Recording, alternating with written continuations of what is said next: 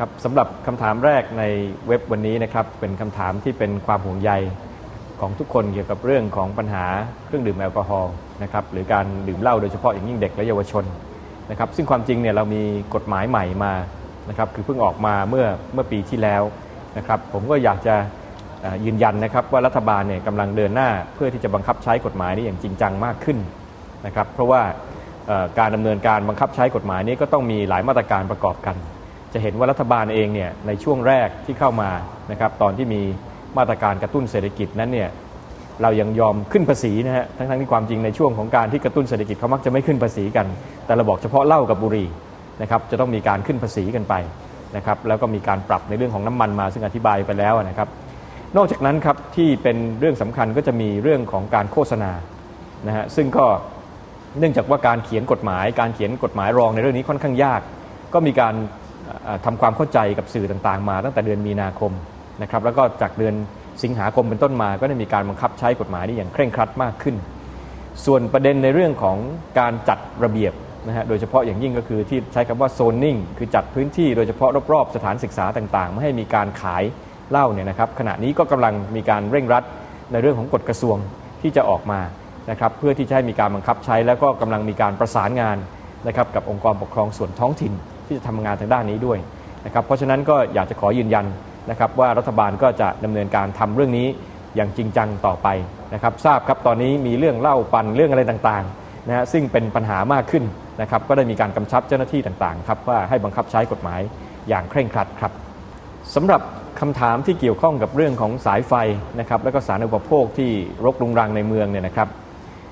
อยากจะบอกอย่างนี้ครับว่าจริงๆแล้วเนี่ยทางรัฐบาลนะครับตั้งแต่อดีตเป็นต้นมาเนี่ยก็เริ่มทำงานที่จะแก้ไขปัญหาในเรื่องนี้นะครับผมทราบดีนะครับใครไปประเทศหลายประเทศเนี่ยเมืองเขาจะไม่มี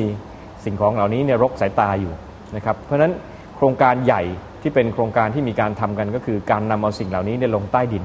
นะครับแต่ว่าต้องบอกเลยนะครับว่าค่าใช้จ่ายเรื่องนี้ค่อนข้างสูงเพราะฉะนั้นก็ทำแบบค่อยเป็นค่อยไปอย่างในกทมเองเนี่ยนะครับถ้าเป็นสีลมนะครับถ้าเป็นในบางย่านแถวพญาไทนะครับรอบๆสวนจิตรลดานะครับปทุมวันเนี่ยก็เริ่มมีการทำเสร็จสิ้นไปบ้างแล้วนะครับขณะนี้รัฐบาลก็เดินหน้าทำต่อนะครับจะมีในส่วนของถนนพหลโยธิน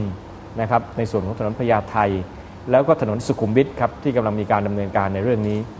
ส่วนถนนสายรองแล้วก็ตามซอยต่างๆนะครับขณะนี้ก็ให้ทางกรุงเทพมหานครกับรัฐวิสาหกิจที่เกี่ยวข้องเนี่ยประสานงานกันอยู่นะครับว่าทำอย่างไรที่จะมีการจัดระเบียบคือไม่ให้มีลักษณะที่รกรุงรังหรือเป็นปัญหากับพี่น้องประชาชนนะครับก็ขอเรียนนะครับว่าทำงานเรื่องนี้อย่างต่อเนื่องครับแต่ว่าค่าใช้จ่ายงบประมาณต่างๆโดยเฉพาะการเอาลงใต้ดินเนี่ยค่อนข้างสูงนะครับแล้วก็จะมีการเดินหน้าทำต่อไปครับเรื่องการถกเถียงกันนะครับจะเรียกเมื่อก่อนเรียกคลองคอดกระเดี๋ยวนี้เรียกคลองไทยหรืออะไรก็แล้วแต่เนี่ยเถียงกันมานานพอสมควรนะครับที่จริงแล้วมันไม่ได้มีปัญหาในมิติของความมั่นคงอย่างเดียวนะครับเรื่องนั้นก็ถกเถียงกันแต่ว่ามันจะมีเรื่องอื่นตามมาครับโดยเฉพาะอย่างยิ่งก็คือว่าในช่วงของการก่อสร้างปัญหาของสิ่งแวดล้อมระดับน้ำทะเลของสองฝั่งนะครับความคุ้มค่าของการลงทุนนะซึ่งก็มีการถกเถียงกันมาตลอดแต่สิ่งหนึ่งซึ่งเป็นแนวคิดที่เป็นทางเลือกก็คือการสร้างสะพานเศรษฐกิจเชื่อมโยงระหว่างฝั่งอันดามันนะครับกับอ่าวไทยโดยหลักก็คือจะมีท่าเรือน้ำลึกอยู่ทั้งสองฝั่งนะครับแล้วก็เชื่อมกันด้วยทั้งถนนทั้งระบบรางนะครับแล้วก็ท่อนะครับที่จะส่งแก๊สหรือส่งน้ำมันนะครับแล้วก็จะทำให้บริเวณชายฝั่งทั้งสองฝั่งเนี่ยสามารถเป็นพื้นที่ที่รองรับการขยายตัวทางอุตสาหกรรมได้ด้วยนะครับในส่วนโครงการทางเลือกเนี่ยมีการเสนอแล้วนะครับคือมีการศึกษาแล้วมีการนำเสนอแล้วแต่ก็ต้องไปทำเรื่องของการรับฟังความคิดเห็นจากประชาชนนะครับหรือประชาพิจารณ์ด้วยเพราะว่าพี่น้องประชาชนทางภาคใต้เองก็มองว่าหลายจังหวัดตรงนั้นเนี่ยเป็นแหล่งท่องเที่ยวนะครับแล้วก็กลัวว่าการทำโครงการลักษณะนี้จะไปมีผลกระทบต่อศักยภาพด้านการท่องเที่ยวแล้วก็ระบบนิเวศเพราะฉะนั้นต้องมีการรับฟังความคิดเห็นนะครับแต่อย่างไรก็ตามนะครับขณะนี้เนี่ย